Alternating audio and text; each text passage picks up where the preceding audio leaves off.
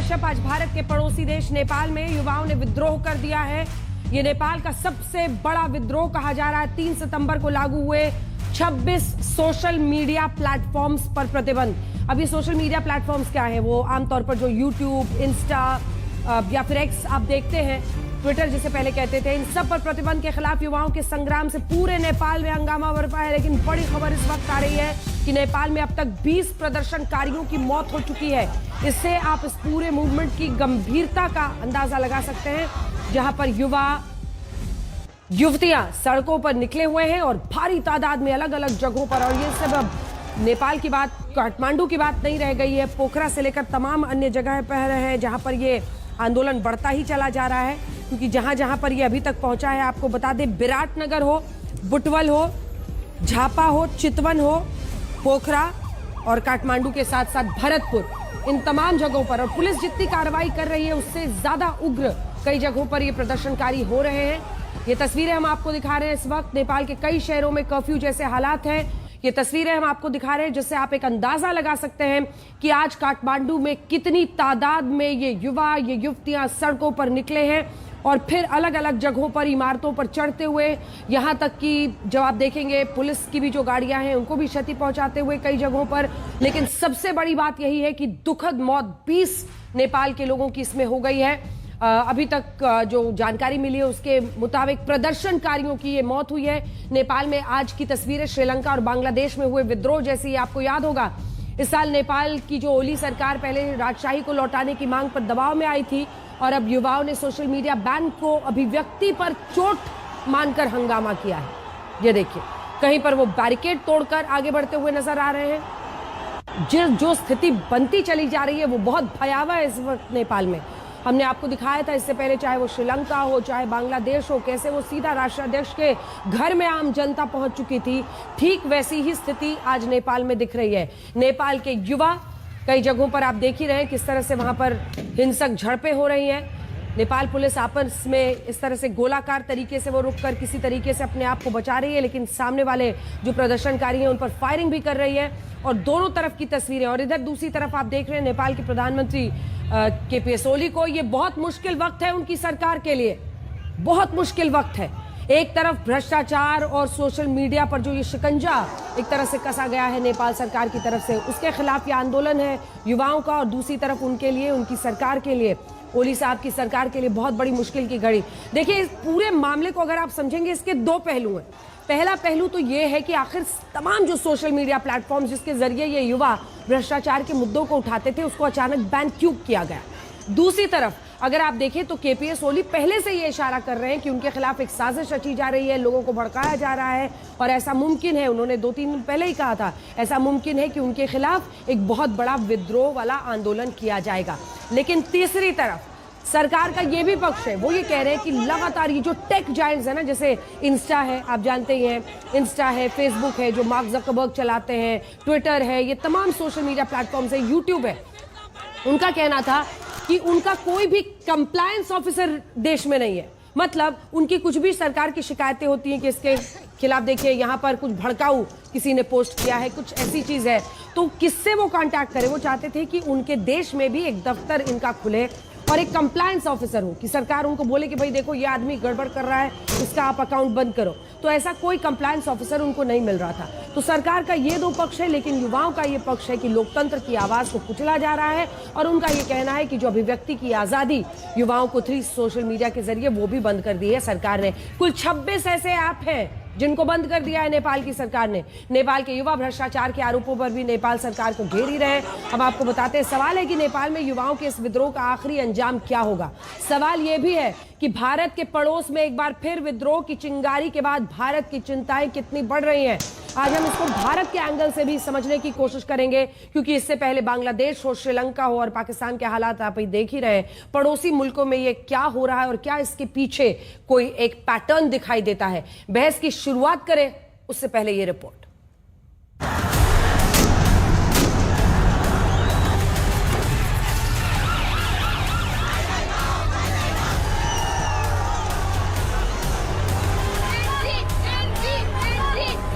ज़ेनजी नेपाल के संसद भवन परिसर तक पहुंचे प्रदर्शनकारियों ने सोशल मीडिया बैन के खिलाफ अपने आंदोलन को यही नाम दिया है।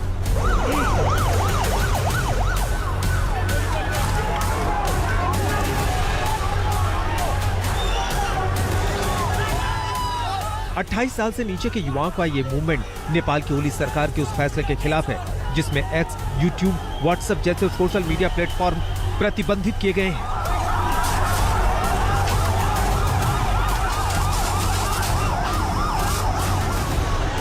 नेपाल के राष्ट्रीय झंडे के साथ सड़कों पर उतरे इन प्रदर्शनकारियों का कहना है कि भ्रष्टाचार पर बैन लगाओ, न कि सोशल मीडिया पर। और इस बीच हालात इतने बिगड़े हैं कि काठमांडू पुलिस की फायरिंग से कई प्रदर्शनकारियों की मौतें रिपोर्ट हो रही हैं, सैकड़ों घायल हैं। सरकार के द्वारा सोशल मीडिया पर प्रतिबंध लगाने के बाद आज से यहाँ जेनजी रेवोल्यूशन शुरू हुआ है। यहाँ पे लाखों की तादाद में जो है युवा सड़कों पर उतर आए हैं। ये जो सरकार के खिलाफ में यहाँ नाराबाजी कर रहे हैं, उनकी मांग है कि सरकार अपनी नाकामियों को छिपाने के लिए जो है सोशल मीडिया पर बैन कर दी है। इसलिए आज से ये जेनजी रेवोल्यूशन या जेनजी प्रोटेस्ट शुरू किया गया है। इसमें न कोई राजनीतिक दल है, इसमें न कोई नेता है। सारे जो जेनजी जनरेशन है वो आज से सड़कों पर आई है और उनकी डिमांड है कि सरकार तत्काल सोशल मीडिया पर जो प्रतिबंध लगाया है उसको हटाए। ये प्रोटेस्ट करप्शन के लिए है। हम सब लोग अब जागरूक हो चुके हैं कि अब नहीं सह पाएगा। अब जो होगा अब युवा पुस्ता करेगा। हम लोग को ये बूढ़ा लोग नहीं चाहिए। अब जो देश चलाएगा वो युवा लोग चलाएगा। काठमांडू और वीरगंज समेत नेपाल के अलग अलग शहरों में सोशल मीडिया बैन के खिलाफ भड़के इस शोले को नेपाल की नई क्रांति कहा जा रहा है। इन जेनजी प्रदर्शनकारियों ने संगठित आंदोलन के जरिए सोशल मीडिया को ही अपना हथियार बनाया। नेपाल में जो सोशल मीडिया प्लेटफॉर्म बैन से बवाल मचा हुआ है उनमें चीन का ऐप टिकटॉक भी शामिल है, जबकि सोशल मीडिया को रेगुलेट करने की नीति के तहत 26 प्लेटफॉर्म प्रतिबंधित हुए हैं। जेनजी प्रदर्शनकारी वीपीएन के जरिए भी आपस में एक दूसरे को संदेश भेज पाने में कामयाब है। अचानक बेकाबू हुए हालात ने पूरे नेपाल का तनाव बढ़ा दिया है। काठमांडू समेत कुछ शहरों में कर्फ्यू लगाया गया है। हिंसा करने पर गोली मारने का आदेश दिए गए हैं। राष्ट्रपति और प्रधानमंत्री आवास की सुरक्षा की कमान नेपाल की सेना ने संभाली है। प्रधानमंत्री केपी शर्मा ओली ने अपने आवास पर राष्ट्रीय सुरक्षा परिषद की आपात बैठक बुलाई है। नेपाल में नेपाली जनताले कारोबार गर्दा, नेपाली जोसुकैले कारोबार गर्दा नेपालको कानुन मान्नुपर्ने, कुनै विदेशीले कारोबार गर्यो भने कानुन मान्नु नपर्ने। अनि जेनजी पुस्तालाई पिर पर्यो अरे, राम्रो लागेन अरे। जेनजी पुस्ता भन्ने चाहिँ कुनै ठगी खाने भाडो हो। नेपाल में सोशल मीडिया बैन पर शुरू हुई हिंसा के खिलाफ भारत में अलर्ट बढ़ा दिया गया है। सूत्रों के मुताबिक भारत नेपाल सीमा पर चौकसी बढ़ाई गई है। एसएसबी भारत नेपाल बॉर्डर पर होने वाली किसी भी गतिविधि को लेकर सतर्क है। अतिरिक्त सुरक्षा बलों की तैनाती हुई है। नेपाल में हो रहा युवाओं का यह हंगामा नेपाल के मौजूदा सुरक्षा और सामाजिक हालात की रिपोर्ट दे रहा है।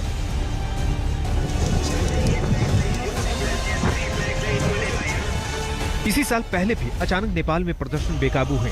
नेपाल के पूर्व राजा ज्ञानेन्द्र शाह के समर्थन में राजशाही लौटाने की मांग पर जोरदार प्रदर्शन हुए थे। आज तक ब्यूरो। देखिए इस वक्त जो परिस्थिति बन रही है, सबसे पहले 3 बड़ी बातें आपको बता दें। युवा सड़कों पर हैं। दूसरी तरफ जो प्रधानमंत्री केपीएस ओली का जो घर है, उस निवास के चारों तरफ सुरक्षा के इंतजाम बहुत बढ़ा दिए गए हैं। चाक चौबंद उसे किया जा रहा है क्योंकि कितने आक्रामक ये तमाम युवा हो गए हैं वो आप देख रहे हैं। ये उनका आवास है जिसके आसपास सुरक्षा बढ़ा दी गई है। अब आपको तस्वीरें दिखाते हैं अलग अलग जगहों के आंदोलन की और आपको ये बता रहे हैं कि ये सिर्फ काठमांडू की बात नहीं है, ये पूरे नेपाल में तमाम जगहों पर ये आंदोलन इस वक्त अपने चरम पर है। तस्वीरें गवाही दे रही हैं कि छात्र बहुत आक्रामक रूप में आ गए हैं। 3 दिन पहले कई जगहों पर आंसू गैस के गोले भी छोड़े जा रहे हैं, लेकिन अभी तक छात्रों को पूरी तरह से नियंत्रित नहीं किया जा सकता है। ये आंदोलन जारी है। जिन बड़े जगहों पर है काठमांडू के अलावा, उनमें भरतपुर शामिल है, पोखरा शामिल है, इसी के साथ विराटनगर, बुटबल, झापा, चितवन, इन तमाम इलाकों में ये युवा सड़कों पर निकले हुए हैं। और कई जगहों पर जो इनका आंदोलन है, आपने एक बच्चे को सुना, वो यही कह रहा है कि अब युवा चलाएंगे। तो भ्रष्टाचार, उनका ये कहना है कि सरकार के खिलाफ जो लोग सोशल मीडिया पर लिख रहे थे, इसी वजह से सरकार ने तमाम सोशल मीडिया प्लेटफॉर्म्स को ही बैन कर दिया, बंद कर दिया। कई जगहों की तस्वीरें जो है वो हम दिखाएंगे। नलिनी सिंह हमारे साथ वरिष्ठ पत्रकार इस खबर पर जुड़ रही हैं। मनोज चौधरी नेता नेपाली कांग्रेस के जुड़ रहे हैं और गणेश बहादुर खत्री वकील नेपाल के जुड़ रहे हैं। लेकिन सीधे लिए चलते हैं आपको दर्शन पराजुली जो कि चश्मदीद है, वो इस वक्त हमारे साथ जुड़ रहे हैं। दर्शन, इस वक्त आप कहां पर हैं, क्या आपने देखा है, और इतना बड़ा जो ये आंदोलन हो रहा है, आखिर छात्र चाहते क्या है, क्या चाहते हैं वो? अगर ये तब पूरा बैन हट जाता है 26 ऐप से, तो क्या वो आंदोलन वापस ले लेंगे? उनकी मांग क्या है? बिल्कुल, लेकिन मैं अभी सेफ हूँ, इधर काठमांडू न्यू बानेश्वर में ही हूँ। आज सुबह 9 बजे तक 9 बजे देखी 11 बजे तक वो मैं एज अ जर्नलिस्ट मैं भी वो इवेंट कवर करने के लिए उधर पहुंचा था। जेएनजी रेवोल्यूशन जिसको कहा गया है, ये अब नहीं रुक सकता, क्योंकि जो हमने उधर देखा जो हो रहा है, 19 लोगों की जान अभी तक जा चुकी है। एंड मैं जिस ग्रुप में हूँ उधर people are asking for help while we are talking right now in different areas where I have also seen visuals of police brutality in the protest. दर्शन, अगर आप आज तक पर है, अगर आप थोड़ी सी, मुझे पता है आपके लिए मुश्किल होगी, लेकिन आप जैसे हिंदी बोल रहे थे वैसे हिंदी में समझाएंगे तो अच्छा रहेगा। देखिए 3 तारीख को ये बैन लग जाता है, उसके बाद ये जो, क्योंकि ओली साहब का उसके बाद का बयान है, वो कह रहे हैं कि मेरे खिलाफ जेनजी का एक बहुत बड़ा प्रोटेस्ट प्लान हो रहा है। मैं आपसे ये समझना चाहती हूँ, फुल स्क्रीन तस्वीरें दिखाइए, ये हटा दीजिए अभी जो मैप से अलग अलग जगहों की। मुझे ये बताइए दर्शन कि आखिर ये तमाम छात्र, क्योंकि सोशल मीडिया के जरिए ही लोग जुड़ते हैं, मतलब ये लोग कैसे जुड़े, व्हाट्सएप के जरिए जुड़े, कैसे ये प्लानिंग की गई, क्या जानकारी है इसके बारे में? और सरकार के खिलाफ गुस्सा है भ्रष्टाचार का, या फिर उनको लगता है कि ये सोशल मीडिया ऐप्स खुल जाने चाहिए? देखिए, इस आंदोलन के समझने के लिए हमें पहले जानना चाहिए साउथ ईस्ट एशिया में क्या हो रहा है। जैसे इंडोनेशिया में हुआ, श्रीलंका में हुआ, फिलीपींस में हुआ। जब ये सरकार ने वो 3 गते को जब ये सोशल मीडिया सारा बैन कर दिया, जब केपी शर्मा ओली चीन भ्रमण में थे, उस बेला जब उसने ये बैन कर दिया, इसने हर एक किसान का, इसने हर एक मम्मी का, एक आम आदमी का वो चैन हराम की दिया। क्योंकि हम रेमिटेंस डिपेंडेंट कंट्री है, तो हमारे सारे यंगस्टर तो बाहर है, सो उन लोगों ये फेसबुक ऐप और डिफरेंट ऐप के साथ वो बातचीत करते थे। अब ये एंगर है, इस एंगर के लिए सोशल मीडिया बैन एक जरिया है। लेकिन ये जो करप्शन है, ये जो नेपो किड्स का वो फ्लेक्स है इन डिफरेंट सोशल मीडिया, ये सारे और ये दो गठबंधन की सरकार है, ये 2 largest party, both are competitors, right? ये सरकार को काम चलाऊ का घोषणा सदन से और सड़क से पहले ही आ रहा है। बिल्कुल दर्शन, ये टिकटॉक तो बैन नहीं हुआ है ना? टिकटॉक तो बैन नहीं हुआ, लेकिन अगर आप आंकड़ा देखें और क्या इसको लेकर भी नाराजगी है कि बहुत सारे ऐसे जो अन्य ऐप्स थे अलग अलग देशों के, वो तो सारे बैन कर दिए, लेकिन टिकटॉक तो नहीं किया?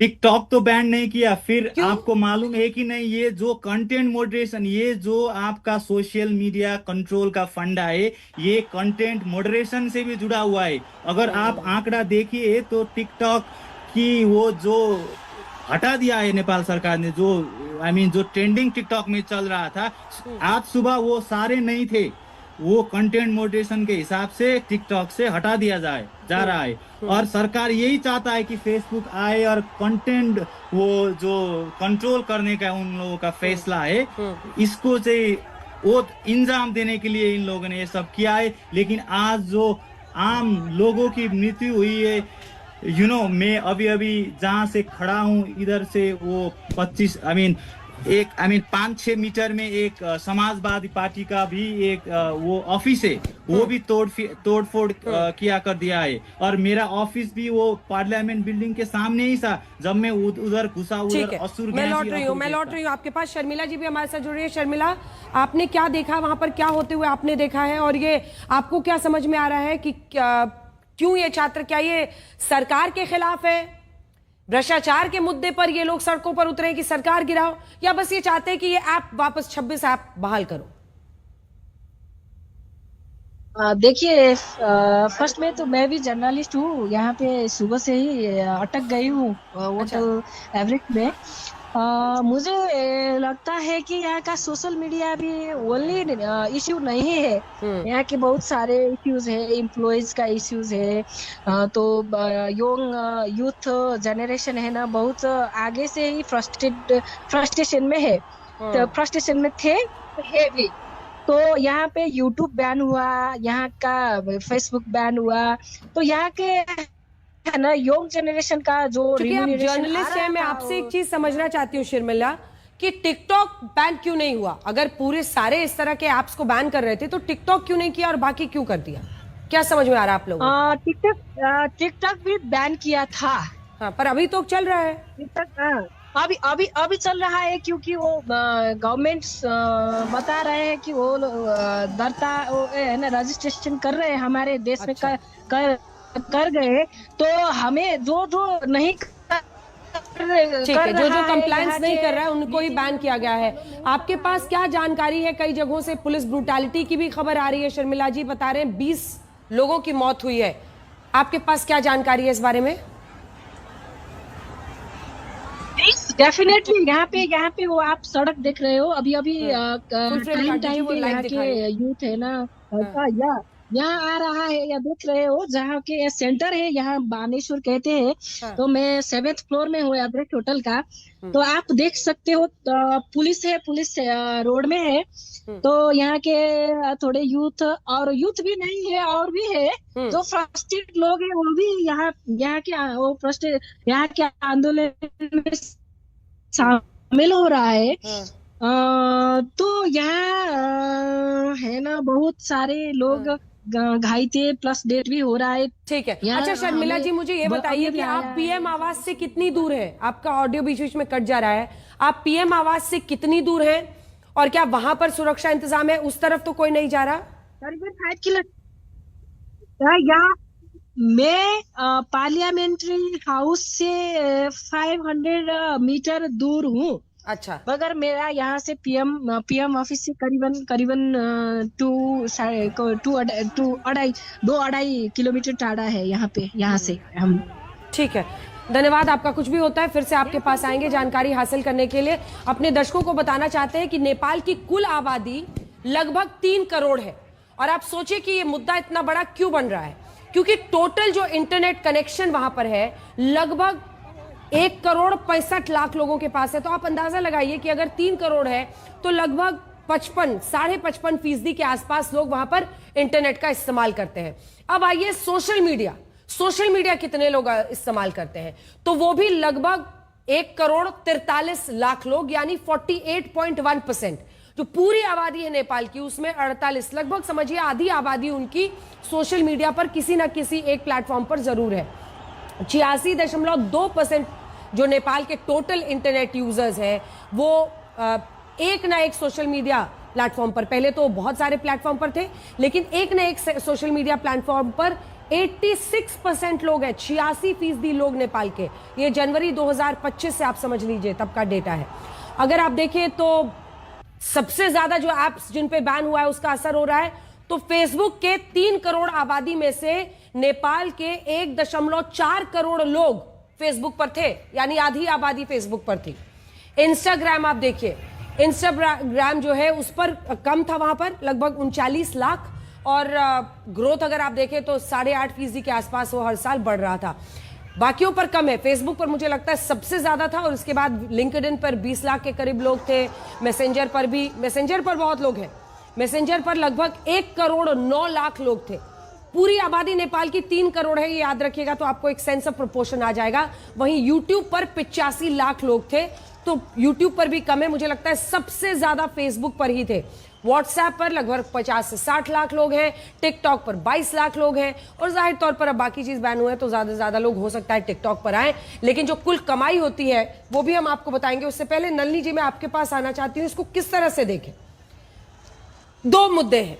क्या ओली सरकार अपने खिलाफ भ्रष्टाचार के मुद्दों पर लोगों का मुंह बंद करने के लिए इन एप्स को बैन करती है, या फिर उनके इस कंसर्न को समझा जा सकता है वाजिब, जिसमें वो कंप्लायंस मांग रहे थे टेक जायंट से कि भाई आप अपना यहाँ दफ्तर खोलिए, हमें एक कंप्लायंस ऑफिसर दीजिए, हमारी कोई शिकायत रहती है तो उसको एड्रेस कीजिए। लेकिन जब टेक जायंट्स ने, फेसबुक, एक्स, इंस्टा जैसे लोगों ने नहीं ये किया, तब उन्होंने ये कर दिया है। आप इस पूरे विद्रोह को वजह के तौर पर और अल्टीमेट एक्शन के तौर पर कैसे देख रही हैं, आंक रही हैं?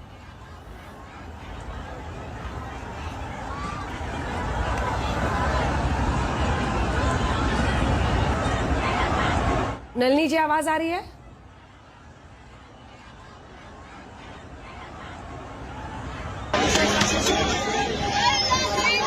ये आप तस्वीरें देख रहे हैं, देखिए गेट तक पहुंचकर अलग अलग जगहों पर ये प्रदर्शनकारी कितने उग्र होते हुए दिख रहे हैं। सड़कों पर आप देखिए भारी तादाद में सड़कों पर पहुंच गए हैं। कई जगहों पर उन्हें रोका जा रहा है, आंसू गैस के गोलों का इस्तेमाल हो रहा है। हमारे साथ नेपाली कांग्रेस के मनोज चौधरी जी जुड़ गए। मनोज जी, आप इसको किस तरह से समझाएंगे हमारे दर्शकों को, ये क्यों हो रहा है और इसको रोकने की वजह, मतलब कैसे इसको संभाला जा सकता है और किस हद तक इसको जाते हुए आप देख रहे हैं? धन्यवाद। अभी हमारे हिसाब से जो इस देश में बिटंडा अभी जो मच रहा है, ये युग जो है IT युग है। IT युग में सरकार का तो होता है कि समय सापेक्ष जनता के भावना अनुरूप का निर्णय लेना, लेकिन ये सरकार जो है जनता के समय सापेक्ष जनता के हिसाब से निर्णय लिया गया है। एक सिंगल जो कहिएगा कि एक मंत्री ने लिया हुआ निर्णय है। सरकार में नेपाली कांग्रेस भी है, लेकिन नेपाली कांग्रेस का कैबिनेट का निर्णय नहीं है, नेपाली कांग्रेस का नेतागण से पूछा गया निर्णय नहीं है। इसलिए अभी के युग में जो IT युग है, इस युग में सोशल मीडिया बैन का तो सोचना ही नहीं चाहिए। जनता, एक बात हम आपको बता देना चाहते हैं, जो जैन जेट युवा पुस्ता जिसको आप बोलते हैं, जो 1995 में इसका जन्म हुआ था, करीब 2010 तक का युवा को हम लोग जैन जेट कहते हैं। उस समय में जब ओली जी हमारे देश के जो प्रधानमंत्री हैं, वो प्रधानमंत्री जी जिस युग में थे, अभी के युग में फर्क है। सरकार का जो मीडिएटिंग जो वर्क है वो नगण्य की तरफ है, वो जनता का भावना को नहीं समझ पा रहा है। यदि ओली जी के समय में तो ये मीडिया इतना बड़ा नहीं था, सोशल मीडिया का इतना प्रयोग नहीं होता था, वो सर्टेन व्यक्ति के पास था। लेकिन अभी बच्चा खाना खाता है तो क्या सोशल मीडिया देख के खाता है। ऐसे ही युवा को जहां तक बात करेंगे तो जैन जेट का जो युवा है, करीब 15 वर्ष का, जो 1995 और 1910 के बीच का जो डिस्टेंस लेते हैं हम लोग, तो 15 वर्ष आता है। तो 15 वर्ष के बीच में युवा का किताब भी सोशल साइट से आता है, उसका खाना भी सोशल साइट से आता है, उसका कपड़ा भी। लेकिन चौधरी साहब ये बताइए ना, जेनजी तो ये कह रहा है ना कि जो बजट का सारा पैसा है वो कहाँ हवा हो जाता है, सोशल मीडिया तो आपने उड़ा दिया। जो पैसा रहता है जो लोगों के कल्याण के लिए खर्च होना चाहिए, वो तो भ्रष्टाचार के मुद्दे से भी इसको जोड़ रहे हैं ना। हाँ, एकदम युवा का चाहना के अनुरूप यदि आप सरकार का नीति नहीं आएगा, कार्यान्वयन नहीं होगा, तो ये बात सब तो उठेगी ही। ठीक है, ये तो स्वाभाविक है उठना ना। युवा को अब पुस्तांतरण करने का आवश्यकता है। नेपाल में युवा को सरकार चलाने का मौका देना चाहिए।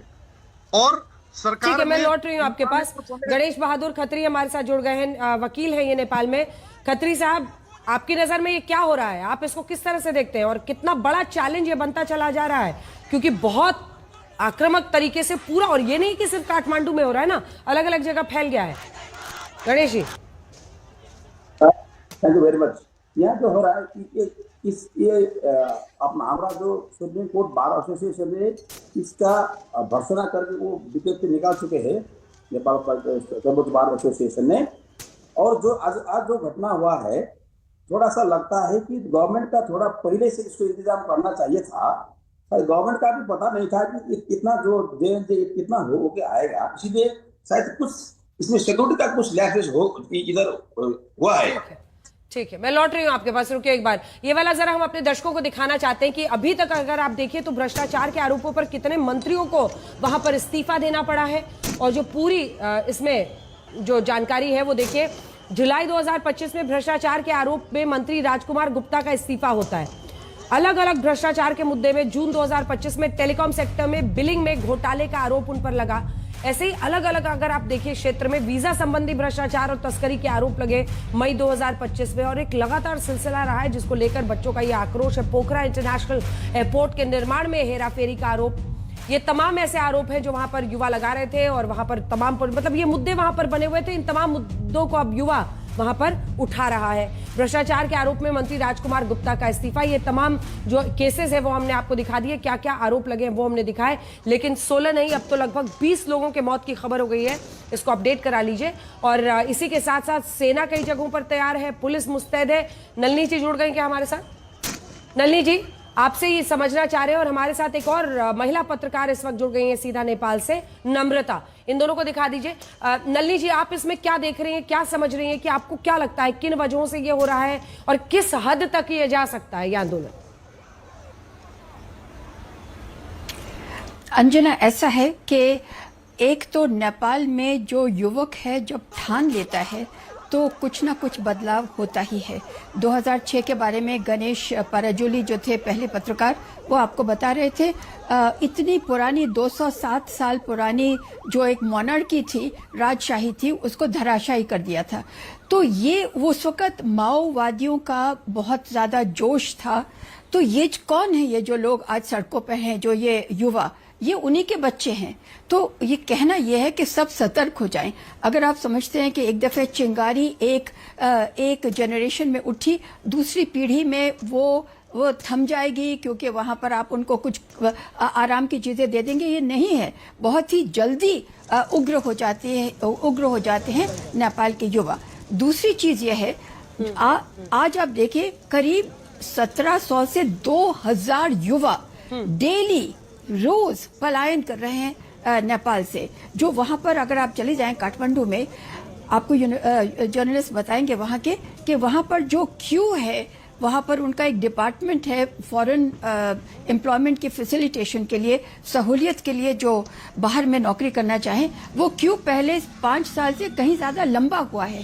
तो इसका मतलब है कि जो वहां की अर्थव्यवस्था है वो क्या कहें, वो कहें कि स्लगिश है, यानी कि उसमें जान कम है। कुछ सीधी तस्वीरें इस वक्त वहां से आ रही हैं। वो एक सेकंड में लौट रही हूं मैम आपके पास। ये तस्वीरें दिख रही हैं, देखिए इसको फुल फ्रेम दिखा दीजिए।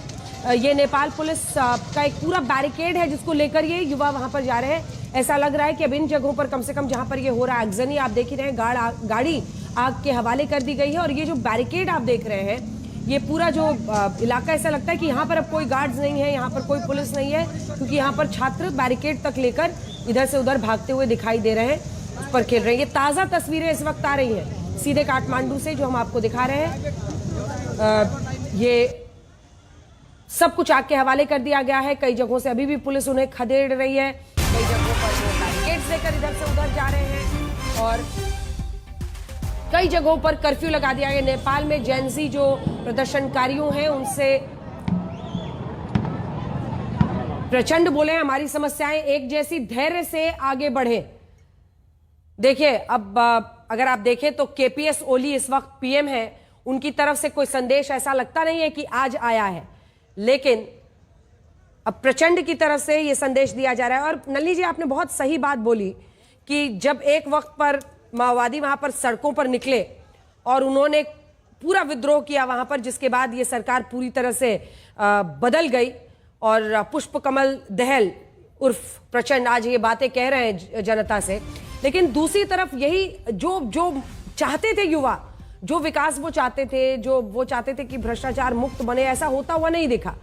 कई जगहों पर जो आरोप पिछले सालों लगते रहे हैं ओली सरकार पर, वो सब भी एक ट्रिगर पॉइंट बना। फिर सोशल मीडिया बैन हुआ तो ऐसा लगता है कि उनके लिए एक आखिरी चीज जो है, जिसकी वजह से लोग सड़कों पर उतर आए हैं कि भाई अब इसके खिलाफ तो सड़क पर उतरना ही होगा, वो कर रहे हैं। और दूसरी तरफ मैं ये भी आपसे एक परसेप्शन चाह रही थी, इस पर एक छवि क्या जो बन रही है उस पर मैं डिस्कस करना चाह रही थी कि राजा ज्ञानेंद्र की तरफ भी बीच में कुछ दिनों तक हमने देखा था कि बहुत उनके प्रति भी कुछ लोग रुझान दिखा रहे थे, ऐसा कहा जा सकता है। उनके पक्ष में भी लोग बहुत खुलकर वहां पर उतर रहे थे। इसको पूरे घटनाक्रम में कैसे देखा जा सकता है? मुझे लगता है कि राजा ज्ञानेंद्र जो हैं वो तो इस जो हुजूम उठा है यंग लोगों का, वो तो इसके शिकार थे। आपको याद होगा 2008 में इन्हीं युवा ने नारायण हिट्टी पैलेस को घेर लिया था और उनको अपनी गद्दी, अपना ताज छोड़ना पड़ा था और फिर वहां से जाके वो निर्मल निवास में एक छोटे मकान में चले गए थे। नारायण हिट्टी पैलेस तो छोड़ना पड़ा था। तो यही युवा हैं, यही युवा माने इन्हीं के समझिए पहले वाली पीढ़ी। अंजना, मैं कहना ये चाहूंगी कि देखिए, सतर्क हो जाए पूरी की पूरी एशिया या साउथ एशिया तो बिल्कुल, कि टेक कंपनियां प्लस युवा, और युवा को भड़काना, उग्र करना बहुत ही आसान है आज की तारीख में। तो टेक कंपनी प्लस भड़के हुए युवा सरकारें बदल रहे हैं। और ये भी मुझे लगता है केपी शर्मा ओली का एक थोड़ा सा मैंने देखा था कि केंद्रीयकरण, यानी कि कुछ सेंट्रलाइजेशन उन्होंने अपने अथॉरिटी की कर ली थी। दूसरी तरफ ये भी कहना जरूरी है, टेक कंपनियां बहुत कोताही बरत रही थी क्योंकि नेपाल उनके लिए बहुत ही छोटी मार्केट है और उन्होंने कहा कि यहाँ पर पूरा का पूरा कंप्लायंस का जो एक सिलसिला होता है उसे इस्टेब्लिश करना हमारे लिए बहुत महंगा पड़ेगा, तो उन्होंने किया नहीं। दूसरी तरफ ये हुआ कि लोगों ने समझा कि ये दबाव डाल ही नहीं रही। लेकिन याद रखें, नेपाल के सुप्रीम कोर्ट ने अगस्त 2025 में ये ऑर्डर दिया था कि जो कंपनियां हैं, जो टेक कंपनियां हैं, वो अब इसका कंप्लायंस करें। ये संप्रभुता की बात है नेपाल की। तो जब उन्होंने इसमें देरी लगाई, 3 मेरे ख्याल से उनको वार्निंग भी दी गई, उनको 1 हफ्ते का टाइम भी दिया गया, तब जाकर के कई बार वार्निंग, उनको कई चेतावनियां दी। तो ये भी पूछने का एक सवाल उठेगा अंजना कभी किसी और प्रोग्राम में कि टेक कंपनियां चाहती क्या हैं? पैसा तो चाहती हैं, प्रॉफिट तो चाहती हैं, और उनको उनके हाथ में है युवा का जो माथा होता है। लौट रही हूँ, ये ताजा तस्वीरें आ रही है मैम, मैं लौट रही हूँ आपके पास। हमीर नेपाली, एक जो वहां पर प्रदर्शनकारी ग्रुप है, उसी से एक प्रदर्शनकारी स्टूडेंट इस वक्त हमारे साथ जुड़ गई हैं। आप अपने बारे में जरा बताएं। आप लोग ये गरिमा, ये प्रोटेस्ट इस तरह से आप लोग जो सड़कों पर कर रहे हैं, इसकी वजह क्या है? मांग आपकी सबसे बड़ी क्या है, पहली बात। दूसरी बात, सड़कों पर उतरकर आगजनी करके आपको लगता है कि सरकार पर दबाव बन जाएगा? आप लोगों का सबसे बड़ा इशू आज क्या है, गरिमा जी? So hi, this thing हमारा, do I need to speak in Hindi? Yeah, okay, Hindi में। Okay, so हमारा क्या है, हम ये सोशल मीडिया बैंड हुआ है, इसीलिए हम प्रोटेस्ट नहीं कर रहे हैं। फर्स्ट थिंग इज दैट कि ये सोशल मीडिया बैंड होने के बाद ये एक कॉज हुआ है, ठीक है। हम प्रोटेस्ट कर रहे हैं क्योंकि वी वांट एंटी करप्शन। क्या हो रहा है कि हमारे गवर्नमेंट में बहुत सारे corruption, this has been an eye opener for us, कि हमें ये एक आई ओपनर जैसा है। और ये क्या हुआ कि हमारे गवर्नमेंट चाहता है कि वो उसको एक्सेस चाहिए हमारे सोशल मीडिया अकाउंट्स पर, और ये जो है वो मेटा के अगेंस्ट में है। और ये सिर्फ मेटा की बात नहीं है, हमारे बहुत सारे नेपाली एप्स भी वो नहीं चल रहे, वो बैंड हुआ है। जैसे कि Hamro Patro, we have some Nepali apps, those जो रजिस्टर्ड नहीं हुआ है वो भी बैंड हुआ है, ठीक है। और ये प्रोटेस्ट क्यों हो रहा है? ये हो रहा है एंटी गवर्नमेंट, वो गवर्नमेंट के करप्शन के लिए हो रहा है। क्योंकि जब आप देखोगे हमारे पास्ट के केपी शर्मा ओली, पास्ट के प्रचंड और पास्ट की कोई भी पॉलिटिकली इंक्लाइन पार्टी का हेल्थ, उन लोगों का हिस्ट्री देखो और अभी उन लोगों को देखो और उन लोगों के किड्स को देखो कि बहुत सारे डिफरेंस है। वो आइदर वो भी फाइनेंशियल हो, वो सोशल हो, इकोनॉमिक हो। पर प्रॉब्लम क्या है कि हम लोग टैक्स भी भर रहे हैं, half of the business that हम चला रहे हैं वो वाया क्या होता है, सोशल मीडिया के थ्रू होता है। और सब कुछ तो वो लोग कर रहे हैं। ठीक है, हमारे गरिमा, मैं समझी आपकी बात, हमारे दर्शक भी समझ रहे हैं। सोशल मीडिया, आप बता रहे हैं कि ये जो बैन हुआ ये ट्रिगर था आप लोगों के लिए, लेकिन आप लोग चाहते हैं भ्रष्टाचार वाली सरकार है, वो सरकार जानी चाहिए। लेकिन उसके लिए क्या करेंगे आप लोग, आगे क्या सोच रहे हैं इस पे गरिमा? वेल हमारा आज सिर्फ एक स्टेप था हमारा, ये आपने जो कहा कि वो सड़कों पे गाड़ी चलाना, वो हमारा प्रोटेस्ट कभी भी नहीं था। आप देख सकते हैं हमारे जो कोई भी कनेक्टिव प्लेटफॉर्म हो वहां पर हमने बहुत क्लियरली कहा था कि हम वायलेंस नहीं करेंगे, हम प्रॉपर्टी डैमेज नहीं करेंगे। पर क्या हुआ कि हम नहीं कर रहे थे, that was coming from the police के साइड से टीयर गैसेस वो फेंक रहे थे। एवरीथिंग वाज वेरी पीसफुल, कि स्टूडेंट जो कॉलेज के ड्रेस में थे उन्हें बुलेट फायर कर रहे थे। मैंने अपनी खुद आंखों से देखा है कि वो लोग डायरेक्टली रैंडमली, कोई देखे भी नहीं थे, रैंडमली बुलेट फायर कर रहे थे। एंड ट्रस्ट मी, दो बुलेट वो फायर कर रहे थे वो रबर बुलेट नहीं था, वो एक्चुअल बुलेट था। हमारे पास फोटोज है, रोड पे वो ये तस्वीरें हम दिखा रहे हैं, ठीक है, हम तस्वीरें दिखा रहे हैं। और इसके बाद ये तो बैरिकेड पर लेकर एक लड़का ये लोग जा रहे हैं, लेकिन एक गाड़ी पीछे जलती हुई दिखाई दे रही है। उसके सामने एक महिला, एक लड़की, एक जो स्टूडेंट है वो सोशल मीडिया को लेकर, जेन जी के पूरे अपने आंदोलन को लेकर एक प्लैकार्ड भी पकड़ी हुई है। ये देखिए, we Gen Z want social justice, ये उन्होंने बैरिकेड मतलब अपने हाथ में एक बैनर पकड़ा हुआ है छोटा सा। और ये अलग अलग जगहों पर आगजनी की इस वक्त तस्वीरें आ रही हैं। अब गरिमा, आप लोग क्या सोच रहे हैं, आगे क्या करिएगा? एक छोटा सा जवाब दीजिए, फिर मैं बाकी लोगों के पास जाऊंगी। अब आप लोग क्या सोचें? आज तो आपने प्रोटेस्ट किया, लेकिन सरकार पर तो ऐसा नहीं लग रहा है कि कुछ ज्यादा असर हुआ है। यस, अभी तो हम रुकने वाले नहीं है। देखो कि अभी ये सिर्फ फर्स्ट डे, ठीक है। अगर there are like almost 14 to 15 lives, वो अभी मेनी पीपल आर ऑलरेडी वो जा चुके हैं, और 100+ पीपल अभी हॉस्पिटल पे है, हॉस्पिटल पे बेड नहीं है। ये सिर्फ हमारा फर्स्ट डे था, और वो बहुत रैंडमली, इट्स लाइक कि उन लोगों को किसी को मारने का कोई फर्क ही नहीं पड़ रहा है। अभी तो यहीं पर रुकने वाला नहीं है, पर आगे क्या होता है, हमारे टीम हमारे यहाँ देश में क्या करेंगे वो हम अभी इसी वक्त तो हम रुकने वाले नहीं है। बहुत सारे स्टेप अभी जा रहे हैं, आप लोगों भी अपडेट हो जाएंगे। Thank you so much for covering this up.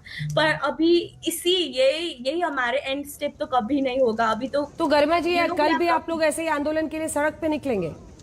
या of course, let it be. और आप लोग आपस में कैसे कोऑर्डिनेट कर रहे हैं? व्हाट्सएप के जरिए या कौन से प्लेटफॉर्म पर? वेल अभी ये सिर्फ एक कम्युनिटी नहीं ऑर्गेनाइज कर रहा है, हमारे देश के सब influencer, half of the influencer, half of the celebrities. Platform कौन सा है? प्लेटफॉर्म अभी तो हमारा टिकटॉक पे है, और वो भी we are using WhatsApp. Even if वो बैंड हुआ है, हम VPN यूज करके व्हाट्सएप और ये थोड़ा बहुत सोशल मीडिया पे एक्टिव है। सो उसी प्लेटफॉर्म, डिस्कॉर्ड, एवरीथिंग पे हम प्लेटफॉर्म पे कनेक्ट होकर हम ये सब कुछ अपडेटेड और इन्फॉर्मेटिव हो रहे हैं। इंटरनेट वहां पर चल रहा है अभी? या इंटरनेट अभी तक अच्छे तरीके से चल रहा है। और कल के लिए आप लोगों ने टाइम भी फिक्स कर लिया है? कल कितने बजे निकलना है? अभी कल के लिए सब कुछ फाइनलाइज नहीं हुआ है, वो सब इंटरनली है। पर आपको मैं ये बता सकती हूँ कि अभी हम यहीं तक नहीं रुकेंगे, ये हमारे बॉर्डर लाइन नहीं है। We have so much, because see so many people have lost their life, बहुत सारे। और some kids are in college, they are 16 to 18 years, तो भी 16 और 18 साल के होंगे वो लोग। अभी यहाँ पर तो ये तो सबको पता है कि यहीं पर रुकने वाले नहीं हैं ये। ठीक है, धन्यवाद आपका गरिमा, हमारे साथ जुड़ने के लिए। नम्रता, वरिष्ठ पत्रकार, इस वक्त नेपाल से हमारे साथ जुड़ रही हैं। नम्रता, आप क्या बताएंगी? क्योंकि देखिए, बड़ी बात जो समझने की है इस पूरी खबर में वो यही है कि ये भ्रष्टाचार के खिलाफ, सरकार के खिलाफ एक आंदोलन है, जिसमें social media platform X, YouTube, Insta का बैन करना एक ट्रिगर साबित हुआ है, या फिर ये सिर्फ इस बैन के खिलाफ है और अगर वो बैन हट जाता है तो लोग शांत हो जाएंगे, युवा शांत हो जाएंगे? नहीं, ये एकदम बैन उठने के बाद ये शांत नहीं होगा। एक्चुअली जेन जी ने क्या किया है, एकदम bravely, this generation is very brave. इसने क्या किया, जो नेपाल के अभी सच्चा नागरिक है हर कोने पर, वो नागरिक का जो अंदर का आक्रोश है वो निकाल दिया है। अभी आप अगर couple of months back, couple of years का नेपाली डेटा आप देखो, आपने भी थोड़ी देर पहले मैं सुन रही थी, आपने भी भ्रष्टाचार का डेटा थोड़ा शेयर किया है। अनफॉर्चुनेटली क्या हुआ है कि नेपाल में भ्रष्टाचार इतना ज़्यादा बढ़ रहा है कि ये क्लिप्टोक्रेसी की तरफ जा रहा है। the power, the authority is taking almost everything in their hands. अभी एक्चुअली थोड़े देर पहले एक इंटरव्यूई ने बोला था आपको माओवादी का उसने स्मरण कराया था। मैं आपको बताना चाहती हूँ कि नेपाल के युवा जब राजतंत्र एब्सोल्यूट मोनार्की था इस देश में, उस बार भी मुझे याद है कि जब बारिश होती थी बहुत, और नेपाल के सेंट्रल में टूरी खेल करके है एक, जहाँ पर सब कोई आंदोलन करने के लिए उतरते हैं, वो छतरी ले लेके आते थे राजा के विरुद्ध भाषण करने, पकड़े जाते थे। लेकिन आज जो हुआ है, जैन जी निकल गए हैं स्ट्रीट में, that was very motivating to the adults of Nepal. लेकिन इतना सैड दृश्य और परिस्थिति नेपाल गवर्नमेंट, अभी का गवर्नमेंट ने किया है, जो मुझे नहीं लगता है एब्सोल्यूट मोनार्की के टाइम में भी हुआ। दमन उस टाइम भी होता था। और यही सब जो अभी प्रधानमंत्री है, नेक्स्ट प्रधानमंत्री होने के लिए देवा जी वेट कर रहे हैं, नेपाली कांग्रेस वेट कर रहे हैं, है ना, ये सब उस टाइम आंदोलन में निकलते थे। मुझे ये मालूम है क्योंकि मैं वहाँ पर साइकिल ऐसा चलता रहा है। नलिनी जी, मैं अब आपके पास आना चाहती हूँ। हम लोगों ने वो दौर भी देखा है जब नेपाल जाकर हम लोग देखते थे कि किसी दुकान में ऐसा मुमकिन ही नहीं था कि राजा ज्ञानेंद्र की, उनके परिवार की फोटो न लगी हो, उनकी फोटो न लगी हो। और वो एक जो मोनार्की का वहां पर एक वर्शिपिंग ऑफ द किंग था, पूजा करना राजा का, वो दौर भी देखा। फिर जो लेफ्टिस्ट पार्टीज का दौर, कांग्रेस का, अब ये एक साइकिल वहां पर चल रहा है। भारत इसको किस तरह से देखे, मैं इस पर लाना चाहती हूँ, क्योंकि कई लोग ऐसा कह रहे हैं कि हम कोई बड़ी चीज मिस तो नहीं कर रहे हैं। हमने श्रीलंका में देखा किस तरह से ऐसे ही एक विद्रोह होता है और वहां पर पार्लियामेंट से लेकर प्रेसिडेंट हाउस, हर जगह पर वहां पर आम जनता घुस जाती है। फिर बांग्लादेश में हमने भयावह तस्वीरें देखी। अब ये नेपाल में हो रहा है।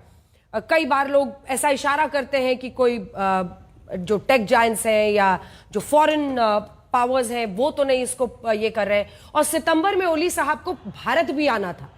अब भारत इस पूरे घटनाक्रम को किस तरह से देखे? भारत चिंता में होगा और भारत बहुत ही बारीकी से हमेशा ही नेपाल को देखता आया है। आज भी उतना ही बारीकी से देख रहा है हमारा विदेश मंत्रालय। इतने तो मुझे जानकारी है पक्की। अब इसमें यह है कि भारत को भी ये सतर्क तो हो ही जाना चाहिए। देखिए, हमारी जो 1950 की ट्रीटी है, 75 साल हो गए, हमारे बॉर्डर्स पोरस हैं, यानी कि नेपाल के जो नागरिक हैं भारत आ सकते हैं, भारत के नागरिक नेपाल जा सकते हैं, कोई रोक टोक नहीं है। अब सिर्फ शायद आपको अपना आधार कार्ड दिखाना पड़ता है, पहले तो वो भी नहीं था। मेरा आपसे कहना यह है कि, और बाकी रोटी बेटी का रिश्ता है ही, आप जानते हैं, तो जब ये रिश्ते हैं तो क्यों नहीं ये चिंगारी फैल सकती है। कोई बहुत ज्यादा अंतर तो नहीं है जो कि बॉर्डर के लोग हैं या उसके आगे के। तो ये जो कहा आपने भी कि जो कि हमारी टेक कंपनीज, हमारी क्यों, जो विदेशी बड़ी से बड़ी टेक कंपनीज हैं, वो युवा जो उग्र होने में उनको अब समय नहीं लगता। सोशल मीडिया में, जैसे अभी भी आपने जो एक दो जर्नलिस्ट यंग लोगों से बात की, तो उन्होंने कहा कि कल का हमें प्रोग्राम किया, अब हम जाएंगे नहीं वापस। मैं आपको दावे के साथ कह देती हूँ कि वो जाएंगे वापस, क्योंकि वहां पे नेपाल में एक बहुत ही बढ़िया चीज होती है, वो है छल फल, यानी कि बातचीत कभी ना कभी शुरू होगी और उनकी छलफल बहुत ही लंबी चलती है। उसके अंदर में या तो एक पार्टी थक जाती है या दूसरी पार्टी समझ लेती है दूसरी की बात। वहां पर नेपाल में इस वक्त केपी ओली शर्मा के खिलाफ कोई बहुत जबरदस्त राजनीतिक विरोध नहीं है, क्योंकि कहते हैं पीओडी, यानी कि प्रचंड, ओली और द्योबा, पीओडी ये पर्दे के पीछे मिले हुए हैं या इनकी साठगांठ है, दोस्तियां हैं। तो ये तो तीन पार्टीज को बिलोंग करते हैं। तो ये लगता है कि जबकि राजनीतिक विरोध नहीं है, तो आप ये समझ लीजिए कि केपी शर्मा ओली को पॉलिटिकली कोई इतना बड़ा भारी खतरा मुझे तो नजर नहीं आता। तराई के लोगों से मेरी बात नहीं हुई है, तो पार्टियों से, लेकिन मुझे नहीं लगता कि वो हिला सकते हैं राजनीतिक तौर पर। जहां तक ये रहे जेन जी, देखिए कितनी आयरनी है इसमें कि नाम भी उन्होंने टेक कंपनियों से ही लिया अपना, जेन जी। ये कहाँ का मजाक है? ये नेपाल के बच्चे हैं, ये नेपाल के युवा हैं। नेपाल में इस वक्त 25% उनका जीडीपी, ग्रोस डोमेस्टिक प्रोडक्ट जो है वो रेमिटेंस से आ रहा है। यानी कि बाहर में जो नेपाली अपना पसीना बहा रहे हैं, कम से कम 75 लाख से भरसक 1 करोड़ यूएसए में, यूके में, ऑस्ट्रेलिया में, कनाडा में, गल्फ कंट्रीज में जो नेपाली हैं वो जो पैसे भेज रहे हैं, और जो इंडिया में नेपाली हैं वो जो पैसे भेज रहे हैं, वो 25% जहां पर जीडीपी हो रेमिटेंसेस का, उससे आप अंदाजा लगाइए ना कि जो युवा हैं वो अपना भविष्य वहां देख ही नहीं रहे। जबकि नौकरी नहीं मिलेगी, जबकि आपको आगे जाने की कोई यानी कि आपको राह नहीं दिख रही है, आप बाहर जा रहे हैं, तो गुस्सा तो होगा। लेकिन मुझे आश्चर्य ये होता है, आश्चर्य क्या, ये मुझे लगता है लीला किस्म के, जबकि प्रचंड के जो पूरे माओवादी थे उन्होंने 12,000 नेपालियों को जान से मार डाला था अपने आंदोलन में। उस वक्त केपी शर्मा ओली प्रचंड के साथ थे, और आज वो पूरा का पूरा फिर दायरा अब इनको घेर रहा है।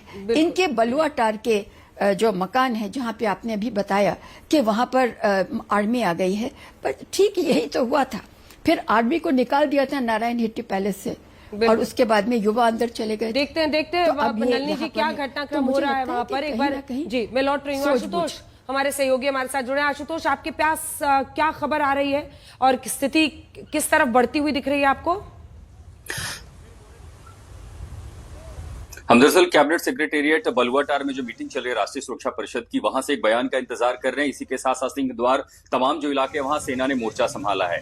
जो अब तक प्रदर्शन अंजना सिर्फ काठमांडू में था, अब वो पूरब में बीरगंज सिमरा तक और उधर दक्षिण में लुम्बिनी से जो भारत से सटती सीमाएं हैं, बैरावा और इसके साथ साथ नेपाल गंज, इन तमाम इलाकों में फैल चुका है। आज जो पर मतुआ घर, जहां माती घर, जहां से प्रोटेस्ट शुरू हुआ था, अब वहां पर जैसे आपने उन प्रदर्शनकारियों को सुना कि वीपीएन के जरिए व्हाट्सएप, वाइबर और दूसरे जो चैनल्स हैं वहां का इस्तेमाल करके प्रदर्शनकारियों को इकट्ठा होने के लिए कहा गया। इतना ही नहीं, भारत से लगती हुई जो सीमाएं हैं नेपाल की, अब उन वहां पर भी छोटे छोटे कस्बे शहर हैं, आसपास के जो कॉलेज हैं, मेडिकल कॉलेज हैं, हाई स्कूल हैं, वहां पर भी वो मोबिलाइजेशन शुरू हो चुका है। उन्हीं सोशल मीडिया एप्लीकेशंस पर, चूंकि मैं खुद जुड़ा हुआ तो वहां से मैं देख रहा हूं किस तरह का मोबिलाइजेशन हो रहा है। तो कल आप समझिए कि लुम्बिनी से लेकर नेपालगंज, रूपनदेही, बुटवल, बीरगंज, सिमरा, इन तमाम इलाकों से लेकर के उत्तर में सिंधुपाल चौक तक, और हर जगह से हम कवरेज भी आशुतोष अपने दर्शकों को दिखाते रहेंगे। कुछ बड़ी बात जो है वो अपने दर्शकों को जरा बताना चाहते हैं, क्योंकि भारत अगर सचेत है तो जैसा पहले भी हम लोग जानकारी दे रहे थे आपको कि पोरस बॉर्डर्स है हमारा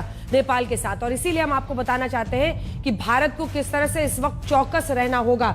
नेपाल में बवाल के बाद भारत अलर्ट पर है। भारत नेपाल सीमा पर एसएसबी ने चौकसी बढ़ाई है। सीमा पर अतिरिक्त सुरक्षा बल है वो तैनात किए गए हैं। लेकिन ये जो पूरा घटनाक्रम है हमारे आसपास के देशों में, देखिए, चाहे वो पाकिस्तान हो, इमरान सरकार के खिलाफ अविश्वास प्रस्ताव आता है, चाहे वो म्यांमार हो जहां पर सैन्य तख्तापलट 2021 में होता है, इन तमाम जगहों पर आप देखिए, नेपाल में देखिए क्या हो रहा है 2025 का ये हंगामा। इससे पहले चाहे आप देखिए श्रीलंका का, देखिए श्रीलंका का 2022 में सबसे बड़ा जो विद्रोह हुआ, आर्थिक संकट, महंगाई, भ्रष्टाचार के आरोपों पर यह हुआ था, और फिर बांग्लादेश में जो हुआ है वो भी आपने देखा ही, जो कि हम आपको दिखा रहे हैं। इसी के साथ इस खबर से हम फिलहाल एक ब्रेक के लिए रुक रहे हैं, लेकिन कवरेज जारी है और भारत की नजर लगातार नेपाल की स्थिति पर बनी हुई है। देश दुनिया के बाकी खबरों के लिए देखते रहिए आज तक। प्रेजेंटेड बाय पतंजलि दंत कांति टूथपेस्ट, कंप्लीट ओरल हेल्थ का सच, इन एसोसिएशन विद भारत की अपनी इलेक्ट्रिक सवारी सोकुडो,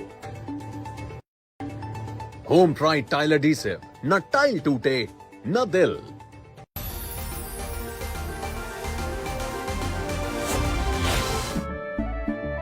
केसरिया से मन जोगी हुआ रे, दिल झूमे देखो मतवारा हुआ रे, केसरिया से मन जोगी हुआ। हर पल मनाओ केसरी त्योहार, विमल बोलो जुबान केसरी।